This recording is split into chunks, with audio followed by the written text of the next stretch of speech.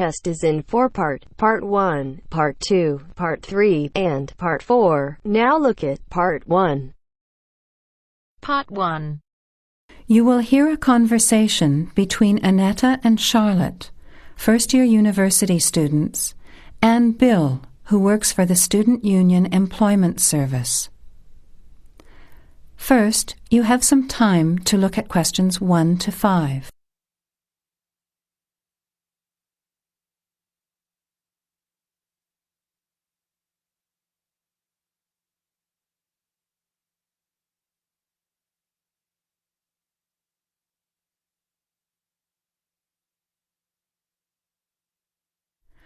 Now, let's begin.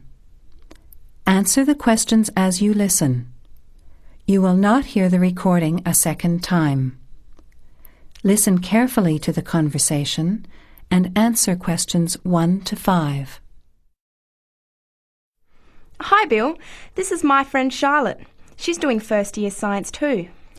Pleased to meet you, Charlotte. Annetta told me you want some part-time work. Now, I just have to complete your details on the computer. What's your surname? Johnston. With an E? Yes. Johnstone.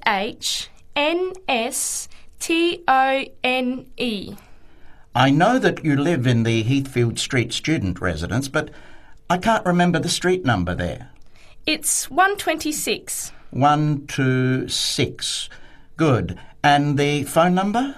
Well, actually, I never give people that number because sometimes nobody answers or they forget to pass on the messages. So, I bought a mobile phone yesterday, but I can't remember the number. I think it's 0414 847 748. I'll just check. No, sorry, not 748. It's 749. 0414 847 749? Yes, that's right. I must try and remember it. And what sort of work are you looking for? Well, anything really, I suppose, though it depends when it is. I'd rather work during the day, if that's possible. How many hours a week were you thinking of? Oh, I'm not sure. Maybe about 10. But I need to keep at least 2 days a week free for study. Do you have any work experience? Not much, though I used to help in my uncle's shop when I was at school. OK. Well, I'll put it in, but we don't usually get shop work. What about gardening? I'd rather not. Everything I touch dies. What other kinds of work are there? Well, there's a lot of demand for house cleaning, fast food preparation and kitchen work and pizza delivery if you've held a driving licence for 12 months. I'm not sure.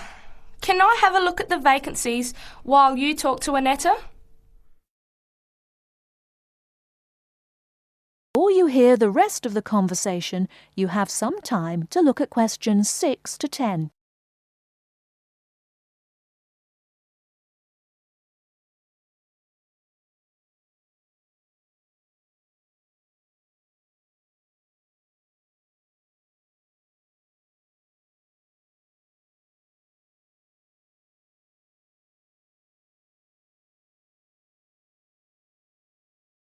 Now listen and answer questions 6 to 10.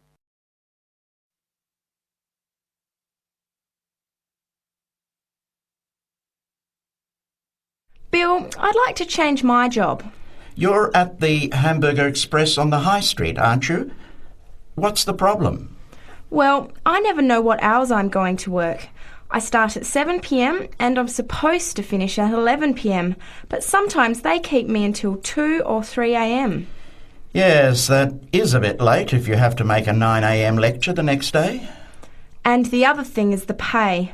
They're supposed to pay me on Thursdays, but they never pay me on the correct day, often not until Friday or Saturday. A few weeks ago, I had to wait until Sunday. They said their son was sick, so they couldn't get to the bank, but they're always making excuses. Yes, that doesn't sound too good. Would you be interested in pizza delivery? You need to have a driving licence. Yes, I've got a licence, but I think I'd like to change from working in the evening. Are there any day jobs available? Well, as I told Charlotte, there are several cleaning and gardening vacancies. And this childcare job that just came in this morning. Do you like children? Yes, I do, actually. What's the job? Let's have a look. Collect the boy aged 4 from kindergarten at 3 p.m. Pick up the other 2 girls who are aged 6 and 9 from the primary school at 3:15. You take them home and look after them. The parents will be home by 7. That sounds quite good. What about the pay? It's the same as you're earning now, 4 hours a day, Monday to Friday, so 20 hours a week.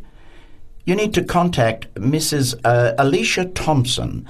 Her phone number is 91045629 and she lives in Springfield. I've never been to Springfield. I hope I don't get lost. Don't worry. It sounds quite straightforward. Let's have a look at the street directory. The Thompsons live here in Tulip Street, number 252. So you catch the 631 bus, get off here next to the post office in Daisy Terrace. Walk past the post office to the corner, and on the opposite corner is the kindergarten. Then walk down Daffodil Place and cross over to the primary school. Then keep going down Daffodil Place to the corner and turn right into Tulip Street. That is the end of part 1. You now have half a minute to check your answers.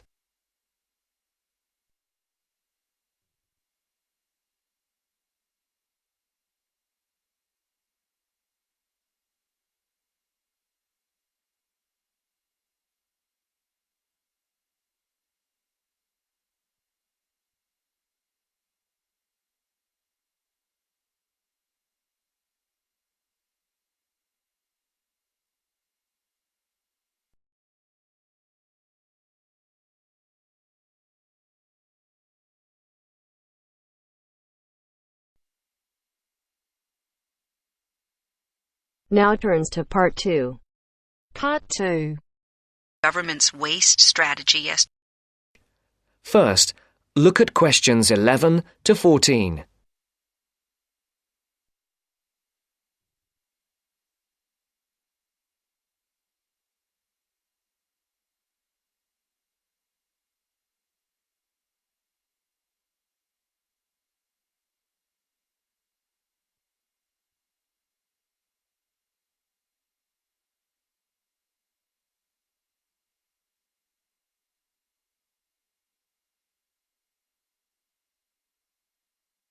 Listen carefully.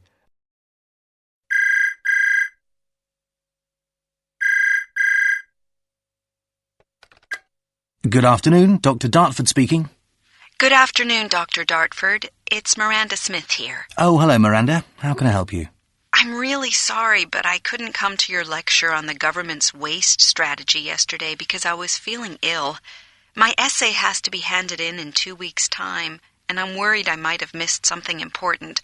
I really don't like it when I miss lectures, especially when I need the information for an essay. Well, try not to worry. You can't help being sick. How about if I give you a quick summary of the main points? That'd be great, thanks. Just let me get a pen. Right, I'm ready. To begin with, I stressed the importance of us reusing and recycling waste in the future. I made particular reference to the UK, which at the moment only recycles about 8% of household waste. The levels of industrial and commercial waste are much higher. It's frightening how much waste factories produce on a daily basis, but that's not all. The fact is that not only is this rate of recycling well below government targets, but it's at a much lower rate than many other European countries, which means Britain is just not keeping pace with the rate of growth in household waste. That's pretty worrying, isn't it? It certainly is. What is more, we need to understand that if we are to achieve a more rational and sustainable use of our resources in this country, then we have to develop a fundamental change in the way we think about waste. That won't be easy. What suggestions did you propose? Just give me a second. Let me check my notes. OK, got it. Basically, there are a couple of ways this could be achieved. One of these is for more household waste to be separated. You mean separated into things like newspapers, tins, and stuff like that? Yes, that's the idea. Then this separated waste would obviously need different forms of collection by local councils, but most importantly, it will require an expansion in the market for collected materials, which is one of the major barriers to increased recycling. New government targets have also been set for recycling or composting 30% of household waste by 2010. But that's almost a four-fold increase, isn't it? It is indeed. Rather a frightening figure, whichever way you look at it. Before the broadcast continues, look at questions.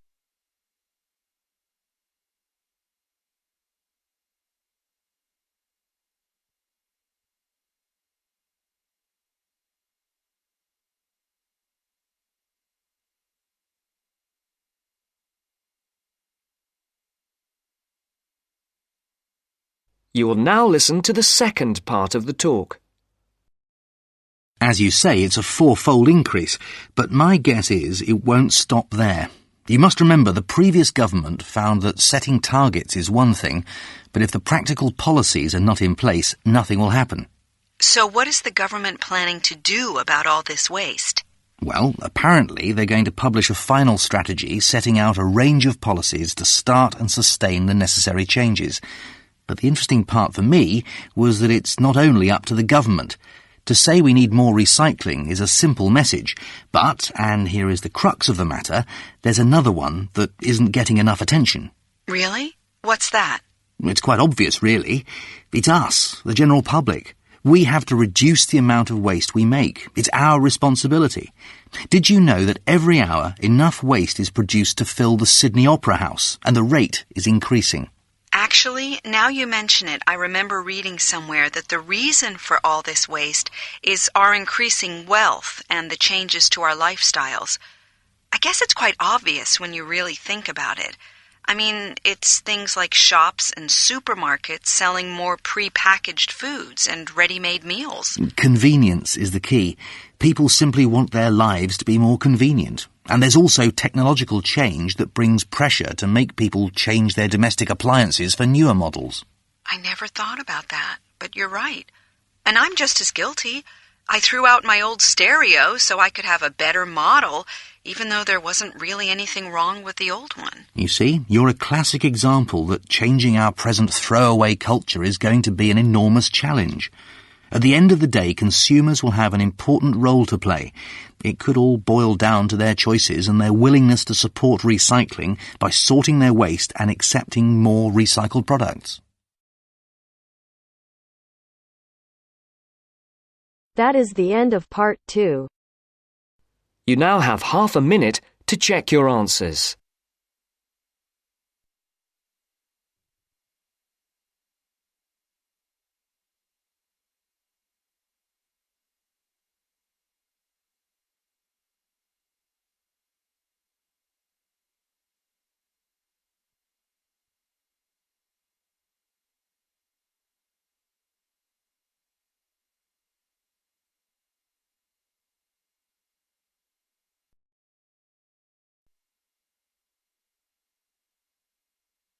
Now turns to part 3. Part 3. You will soon hear an informative talk given by Michelle on how to keep out burglars and keep your home safe. First, you have some time to look at questions 21 to 26.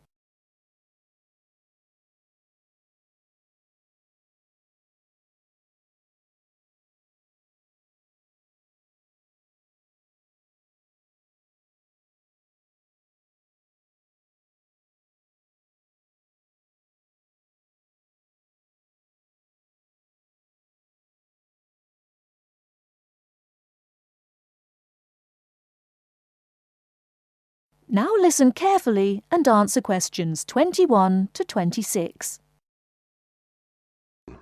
Keep 'em out. There's no fail-proof way to keep out a burglar. but every little bit of deterrence helps. Even if you can't afford a security system, you can take a few minutes to make your home a little safer. Some relatively simple steps will greatly decrease the odds of a break-in, which means you can enjoy a bit more peace of mind. And isn't that what home is all about? Think like a burglar. If you were one, how would you get into your home? Evaluate your home from the inside and out, night and day. You might even try a mock break-in, trying window jambs and loose locks on your house's perimeter. To keep out a burglar, the first thing to do is to secure the windows. Though windows are relatively easy to break, the loud noise of shattering glass will deter a thief if you're near other houses. Don't leave windows open during the night, whether you're at home or away. That's a common sense precaution, but a surprising number of people forget to do just that. Use a pick-proof locking device for your windows. Make sure the frames are solid. If you're beyond the earshot of your neighbours, they won't hear the glass breaking. Consider installing a plexiglass sheet for the more accessible windows. This will make entry through them more difficult. Your doors should also be secured. If you don't have a peephole, install one in the front door.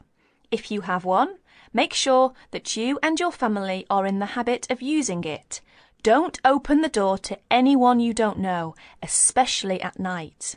If the peephole is out of reach of your children, keep a stepladder or stepping box by the door for them to use. If there's any glass within 2 feet of your front door lock, consider a locking device that would be out of reach if the glass is broken. Now, a few tips on how to protect your valuables. Don't leave your valuables, stereo, computer, jewellery, etc., where they can be seen from the window. If you don't want to hide everything from sight, consider blinds. Make a valuables inventory. Keep a record of your expensive and personally significant items, not just a listing, but a photographic or videotape record if possible. Store this inventory at another location. This is helpful for both the police and the insurance agency to identify the stolen goods. Use an engraving pen to mark these items with some kind of personal identifying information, such as your initials, in an inconspicuous place. This also helps record your possessions in case of any other mishap, such as fire or flood. Before you hear the rest of the talk, you have some time to look at questions 27 to 30.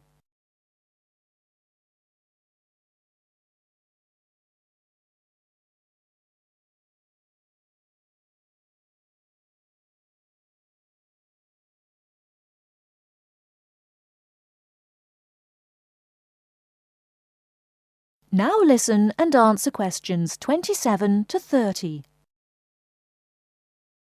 Don't stop your security awareness at the outside walls of your house. Your yard areas, if any, also deserve your attention. In general, don't leave anything around the yard that might help a burglar get into your house. Ladders, stackable boxes, or any garden tools should be put away, preferably in a locked cabinet. Install a light in your yard that is sensitive to movement.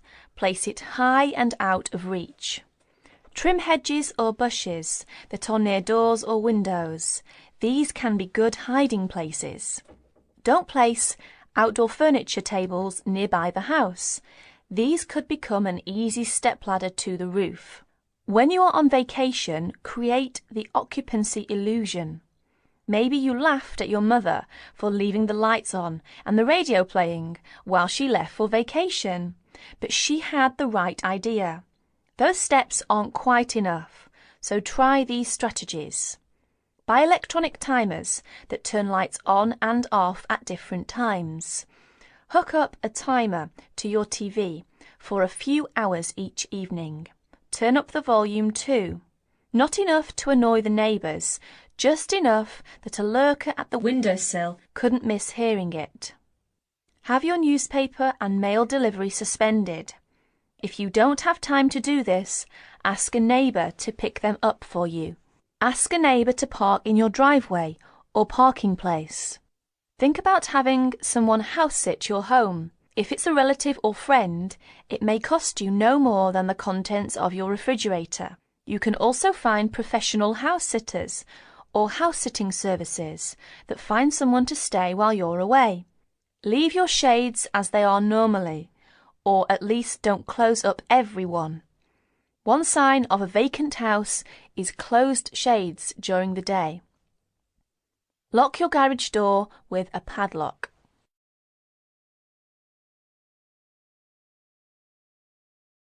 That is the end of part 3. You now have half a minute to check your answers.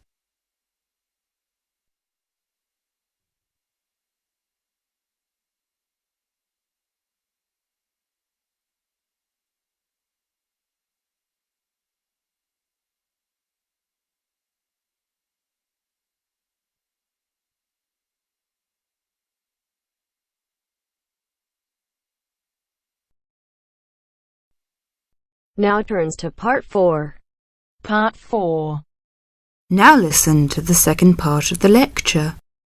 As you listen, complete the notes below. First, you have some time to look at questions 31 to 40.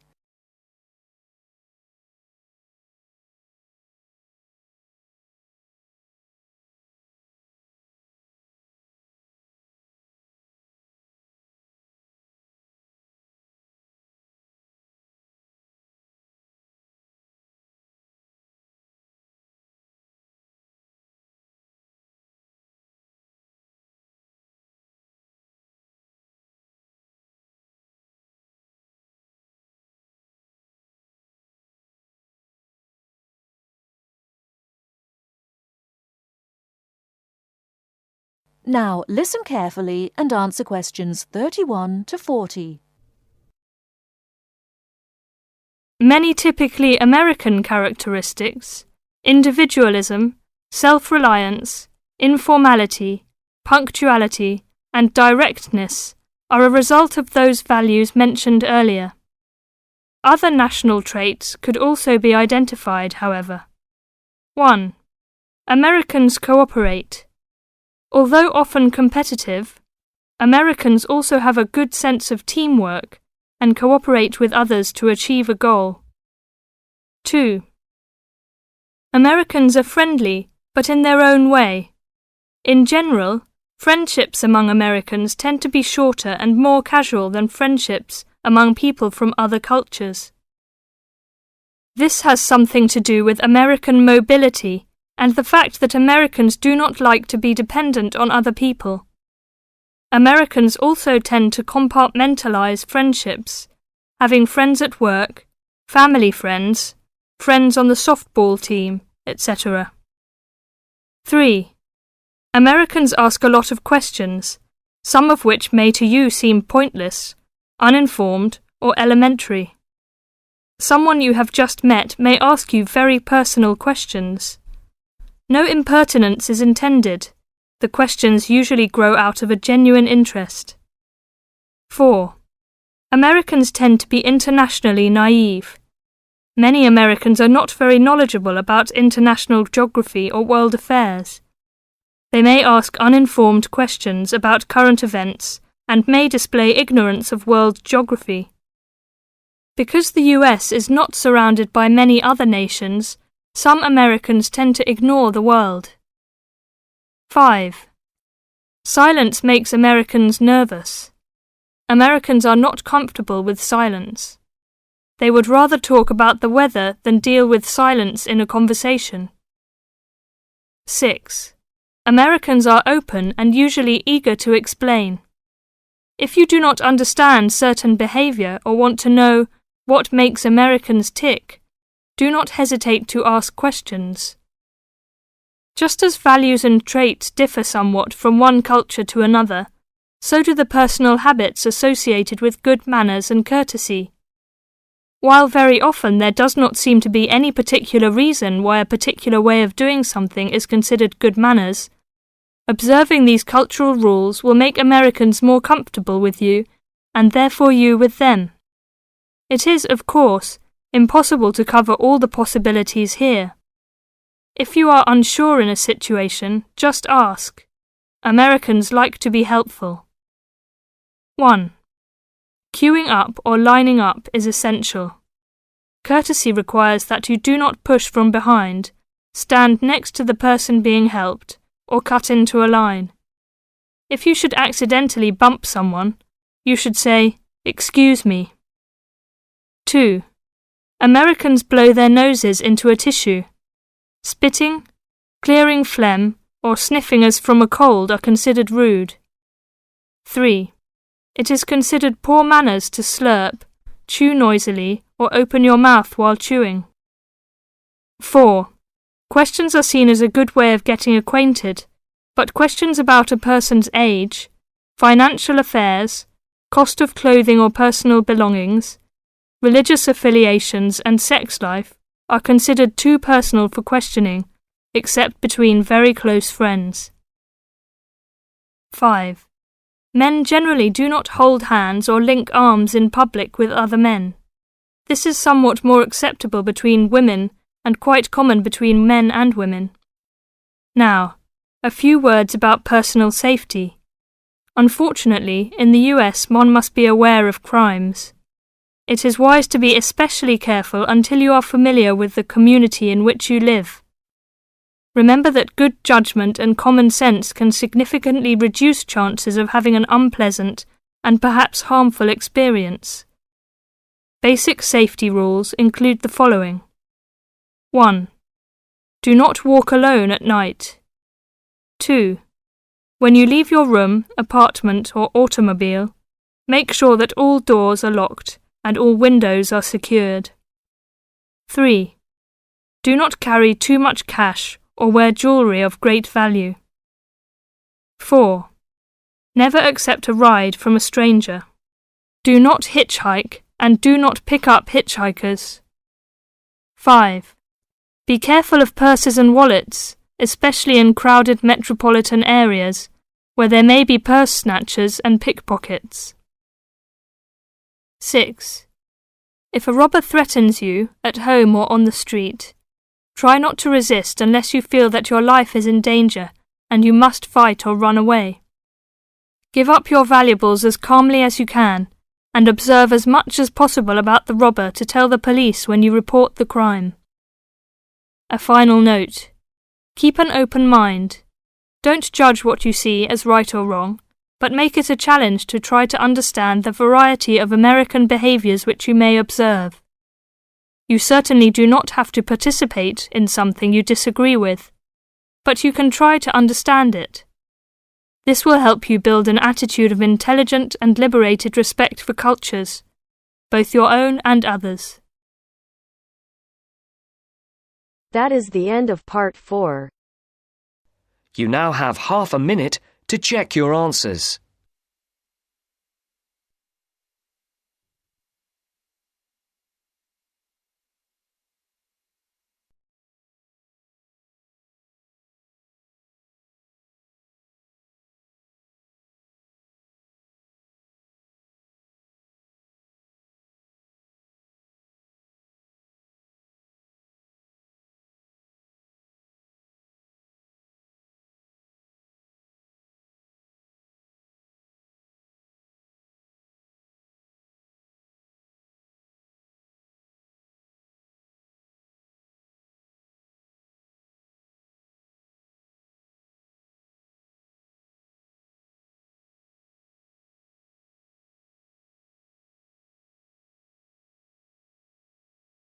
Hello everyone, welcome to TMI Stream. I'm RP, and today I'm super excited to announce that we have started a series of writing task 1 as well.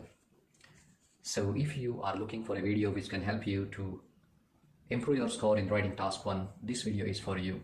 And if your dream is to achieve 7 or 7 plus, then watch my full video and you will get a lot of ideas and simple and effective ideas how to write pie charts in writing task 1.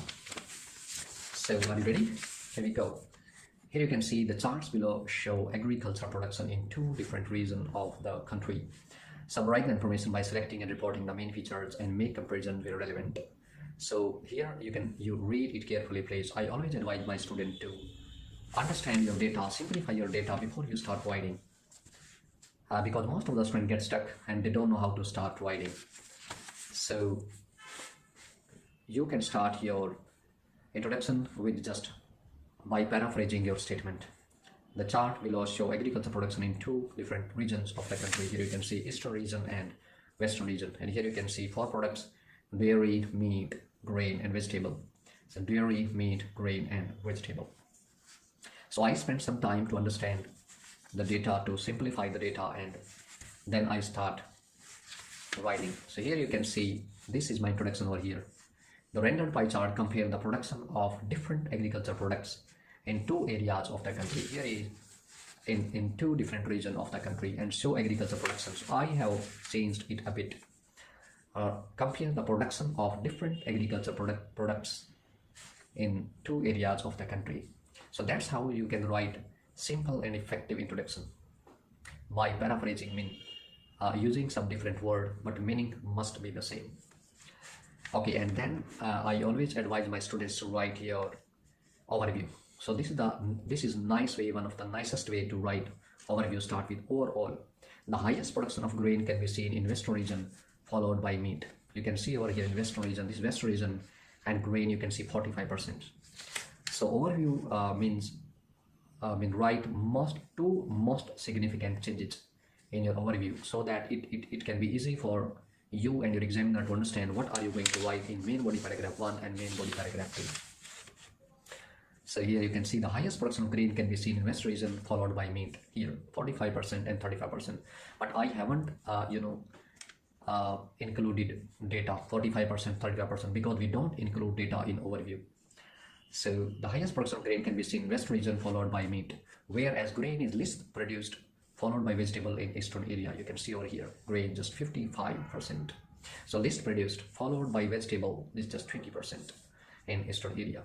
So this is how you can write effective overview. And now this is my main body paragraph 1. The grain was the most popular products with 45% in the Western area. Now I have explained it, elaborated. I explained the data in main body paragraph 1 and in main body paragraph 2. So grain was the most popular products with 45% in Western area. Here you can see, which declined dramatically. You can see grain over here just 15% now. So declined dramatically and remained just 15% in the Eastern region. The proportion of vegetable was a mere 5% in former location. Former, it means I'm talking about in Western. Here I have written, Western and then Eastern. So former, it means Western area I'm talking about, and Eastern mean latter in LATTER. Take care about this one as well. It's very, very important. The proportion of vegetable was a mere 5% in the former location in Western, which showed a sudden growth of 20% in the latter one. However, meat was equally popular in both areas with 35% each. Here you can see meat 35% in Eastern region and also 35% in Western region. So very simple way to write, like, however, meat was equally popular in both areas with 35% each. Nice. And now I have written main body paragraph 2. Meanwhile, the pattern for dairy and vegetable in the Eastern region was entirely different. You can see over here dairy and vegetable. You can see dairy and vegetable, because grain and meat, it was the highest quantity, and now you can see dairy and products. It is entirely different in the pattern for dairy and vegetable in the Eastern region was entirely different. Very nice way to start your main body paragraph 2. The production of vegetable, which accounted for massive 20%, reached a plateau. Reached a plateau means fell dramatically and leveled off at merely 5% in the Western area. So here you can see about vegetable. You can see over here, it was massive 25% in Eastern region and reduced to just 5% here in Western. Yes, I have explained this one. Accounted for massive 20%, reached a plateau and fell dramatically and leveled off at merely 5% in the Western region. Similarly, same sort of things I'm going to take about. Likewise, similarly, very nice connectors to use. Similarly, dairy products which were quite famous for the people of the East with 30% reduced to exact half, remaining just 15% among people from the West. So here you can see over here from 30% to dairy 30%, remaining 15% for the people in the West. You can see over here, and people in the East and people in the West here. Yes, so reduced to exact half, remaining just 15% among people from the West. So I hope this would be very, very helpful for you, beneficial for you, and now you get to know how to write effective task 1, especially pie chart. So this is the end of my video for today, but don't forget to subscribe our channel, like and press the bell icon so that you can get all the notifications of all new videos. Thank you so much, but see you in my next video. Bye bye, and good luck with your IELTS preparation.